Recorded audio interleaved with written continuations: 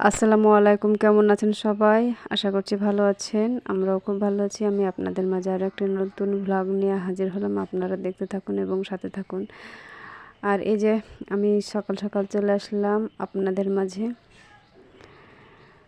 আর এখন বাজে সকাল 6টা। আর আমি 1 ঘন্টা আগে উঠেছি, সকাল 5টার সময় উঠেছি। এর আগে আমি ছাদের গাছগুলোতে জল দিয়েছি, থালা বাসন পরিষ্কার করে নিয়েছি, সেগুলো আপনাদের মাঝে শেয়ার করা হয়নি। আর তারপরেই চলে এসেছি রান্নাঘরে। রান্নার ওভেন, রান্নার জায়গাটা একটু ক্লিন করে নিলাম। আর তারপরে আমি রান্নাঘরটা ঝাড়ু দিয়ে নিলাম। আর এই যে এখন চা তৈরি করে নিচ্ছি। ছেলে মেয়ে খাবে, মেয়ে স্কুলে যাবে আর ছেলে যাবে টিউশনে। আর সেজন্য ছেলে মেয়ে আজকে চা খেতে চাইলো। চা খেয়ে তারা হালকা পাতলা নাস্তা করে স্কুলে এবং টিউশনেতে যাবে। আর এই যে মেয়ের দুষ্টুমি। আর তারপরে আমি চা ঢেলে নিচ্ছি ছেলে মেয়ের জন্য, তারা বিস্কুট দিয়ে খেয়ে চলে যাবে। আর আজকে কোনো নাস্তা তৈরি করিনি, কারণ আজকে কাজ করতে অনেক বেলা হয়েছে।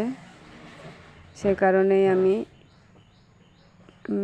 নাস্তা তৈরি করতে পারিনি। মেয়েকে দোকান থেকে আমি টিফিন দেব।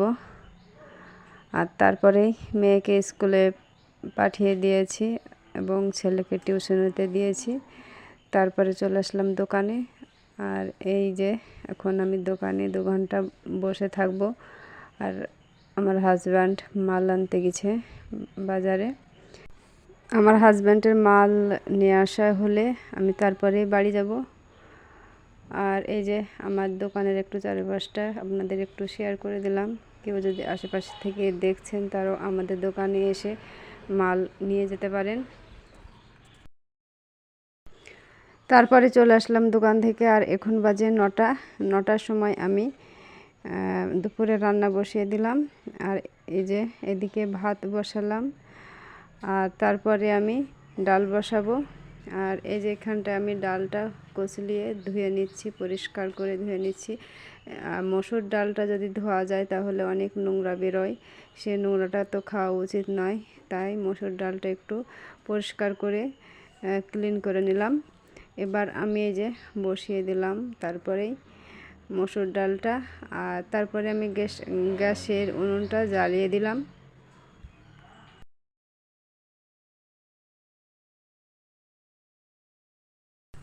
তারপরে এই যে দেখুন, আমি একটাতে ভাত দিয়েছি আর আরেকটাতে ডাল সিদ্ধ দিয়েছি। আর ডাল সিদ্ধতে আমি কাঁচা লঙ্কা, কাঁচামরিচ আর পেঁয়াজ, সেগুলো আমি সব দিলাম, কেটে দিলাম।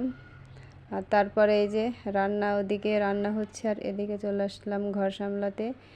আর এই যে মশারির সাথে আমি অনেকগুলো ছেলে মেয়ের জামা গেঞ্জি আমি শুকোতে দিয়েছিলাম, কারণ কালকের একটু হালকা হালকা ভিজা, কাল সারাদিন বৃষ্টি হয়েছে তাই হালকা হালকা ভিজা ছিল।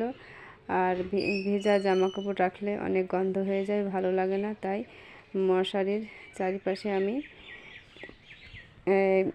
জামা কাপড়গুলো শুকিয়ে নিয়েছি।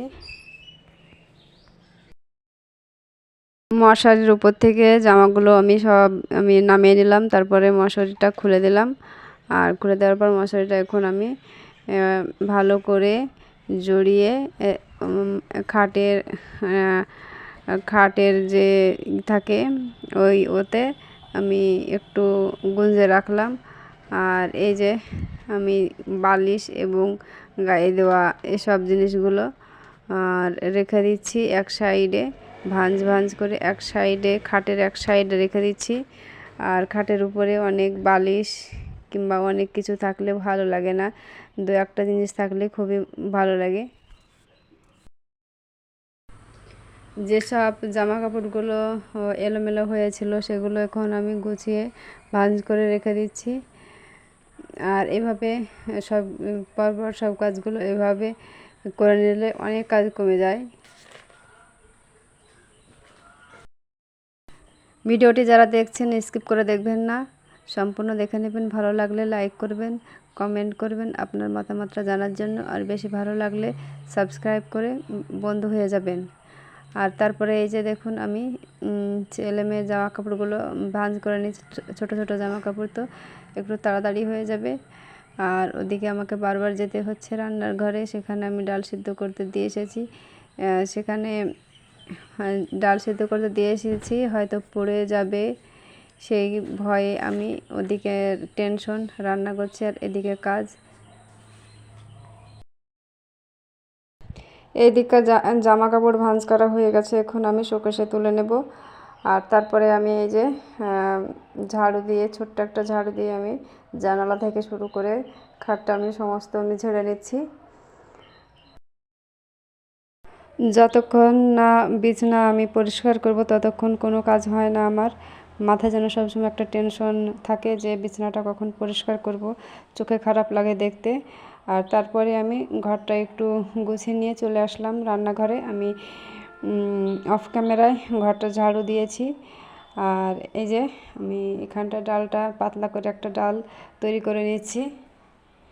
আর তারপরে আমি এখানে ফ্রিজে মাংস আছে, রান্না মাংস, গতকালকার রান্না মাংসটা এখন বের করে নেব। তারপরে একটু গরম করে নেব।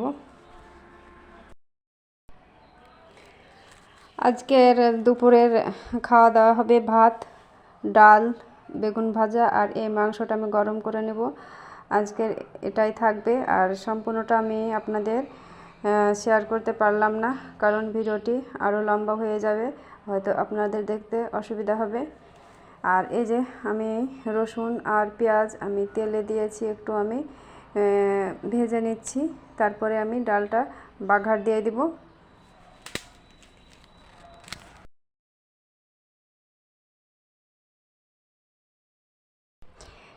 তারপরে রান্না বান্না শেষ করে চলে আসলাম। এই যে এটা হচ্ছে মাটির উনুন। আমাদের গ্রামে মাটির উনুন ছাড়া তো চলেই না, তাই মাটির উনুনটা আমাকে একটু ঠিক করতে হবে। আমার আলাদা রান্নাঘর কোনো নেই, মাটির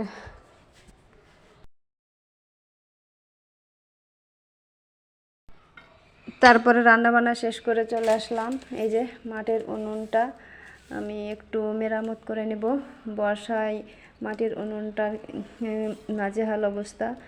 আর এই মাটির উনুন, গ্রামের যারা বাস করে তারা মাটির উনুনেই রান্না করতে বেশি ভালোবাসে, তাই আমারও খুবই ভালো লাগে মাটির উনুনে রান্না করতে। তাই আমি মাটির উনুনটা একটু মেরামত করে নেব। আর মাঝে মধ্যে আমি মাটির উনুনেও রান্না করি। আর তারপরে আমি ধানের যে খোসা হয় সে খোসা দিয়ে আর এই মাটিটা আমি একটু মেখে নিলাম। ধানের খোসা দিয়ে মাটিটা মেখে নিলে উনুনটা ভালো থাকে, সহজে ভাঙে না। এবার আমি এই যে উনুনের যে মুখটা, সেই মুখটা দিয়ে বৃষ্টি হলে জল গড়িয়ে চলে যায়, তাই আমি মাটি দিয়ে একটু উঁচু করে দিলাম। তাহলে উনুনটা মাঝে মধ্যে রান্নাও হবে, ভিতরে জল ঢুকবে না।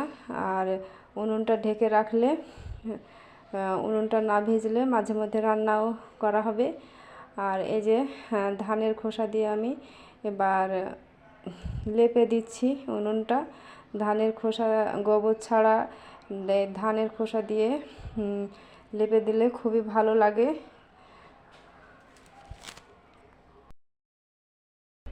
আমার কথার মধ্যে এবং কাজের মধ্যে কোনো ভুল ত্রুটি থাকলে আমাকে ক্ষমা দৃষ্টিতে দেখবেন। আর আজকের মতো ভিডিওটি শেষ করলাম। ভালো থাকবেন, সুস্থ থাকবেন। আল্লাহ হাফেজ।